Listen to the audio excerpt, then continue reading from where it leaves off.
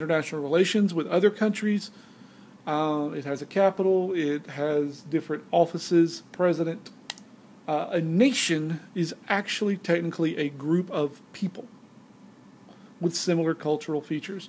The Native Americans of today, like the Mississippi Band of Choctaw Indians, is a nation of people. They have a language, Choctaw. They look like each other. They are Choctaw. And they live in a particular region.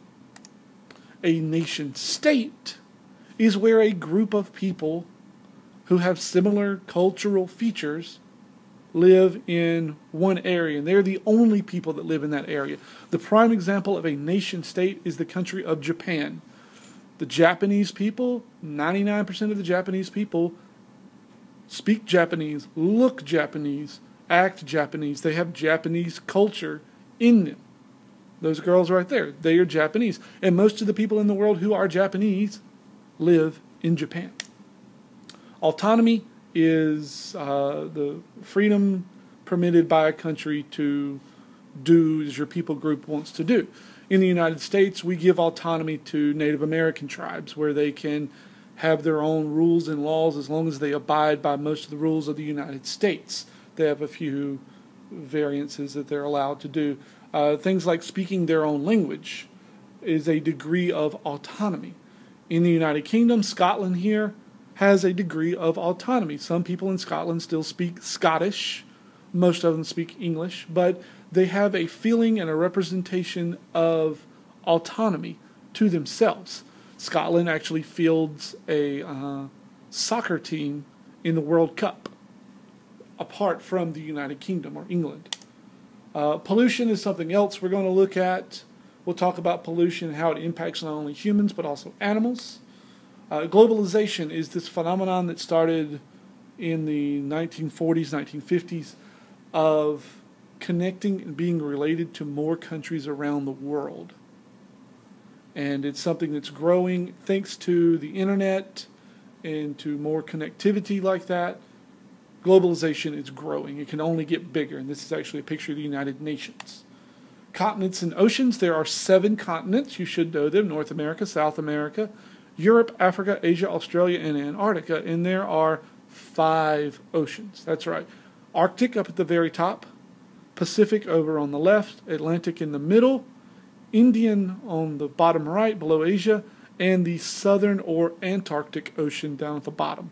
That's key to remember that. There are 5 oceans now. Maps. We're going to look at a lot of maps. And page 7 talks a lot about maps.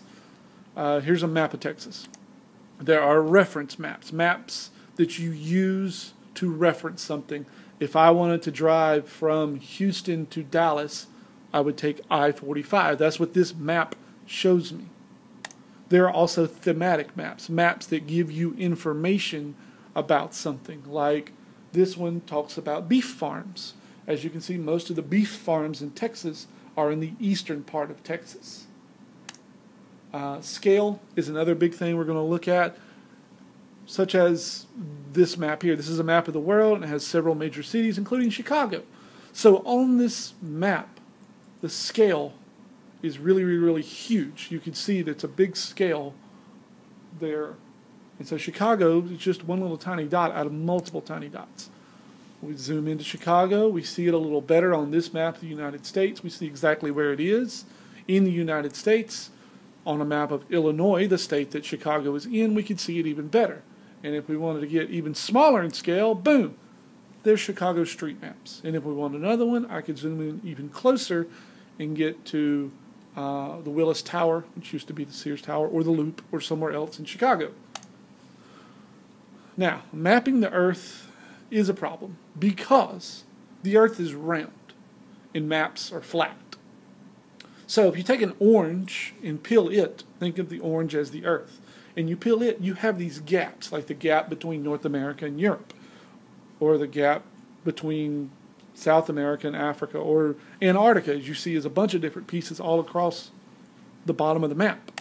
So we have projections. We have to find a way to unfold a round globe and put it on a flat piece of paper. And we have all these different projections or ways that we map this or display this that are difficult to do. And so we have different projections, and we'll look at those later on. So that's it for this presentation. I hope that you at least get your textbook in the next week, and we'll start reading chapters 1, 2, and 3 after that. You have a couple of other assignments this week to do. You have 2 other videos to look at, and you have some questions to answer. Good luck, and we'll keep in touch.